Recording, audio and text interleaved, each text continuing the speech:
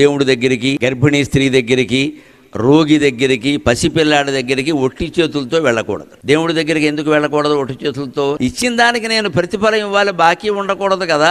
అందుకని వాడు ఇవ్వగలిగింది తులసాకు మాత్రమే, నేను ఇవ్వగలిగింది కోట్లు కదా ఇచ్చాను అంటాడు. అంటే దానికి రద్దు అయిపోయింది. ఎందుకంటే దేవుడికి అహంకార మమకారాలు ఉండవు, అందుకని పట్టుకెళ్ళమన్నారు. గర్భిణీ స్త్రీ దగ్గరికి వెళ్ళినప్పుడు ఏమైనా పట్టుకెళ్ళమన్నారు. ఎందుకంటే గర్భిణీ స్త్రీల కోరికలు ఏమీ లోకానికి నష్టం కలిగించేవి, ఆవిడ ఆరోగ్యానికి నష్టం కలిగించేవి కాకపోతే వెంటనే తీరు, లేకపోతే ఆ లోపం బిడ్డలో కనపడుతుంది. మా అక్కకి మినపసోనం ఇష్టం అని 1 కేజీ చేయించి పట్టుకెడతాడు. అలా గర్భిణీ స్త్రీ దగ్గరికి వెడితే ఆవిడ కోరికలు సరదాగా ఉంటా కూడా తెలుసుకుని పట్టుకెళ్ళమని. అలాగే రోగి దగ్గరికి ఆయన ఏమి బయటికి వెళ్ళి ఏం కొనుక్కోలేడు, ఎందుకని 2 యాపిల్ పళ్ళు పట్టుకెడితే అవే తింటాడు. ఆయన అన్నం తినకూడదు కదా. మరి చిన్నపిల్లాడి దగ్గరికి ఎందుకు పట్టుకెళ్ళమని చెప్పారో తెలుసా? వాడు చాలా తెలివివాడు. ఏమీ పట్టుకెళ్ళకుండా మనం వెడితే మన సంచి తీసుకుని జిప్పు తీసి వెతికి నాకేం తెచ్చేవాడు అంటాడు. వెంటనే ఆవిడ మొహమాట ముఖ్యమంత్రి వచ్చినా అంతే అడుగుతాడు వాడు. అలా చిన్నపిల్లల చేత అడిగించుకోకుండా మనమే ఇచ్చేస్తే పరువు దక్కుతుంది. ఊరికే శాస్త్రాలు చెప్పారండి.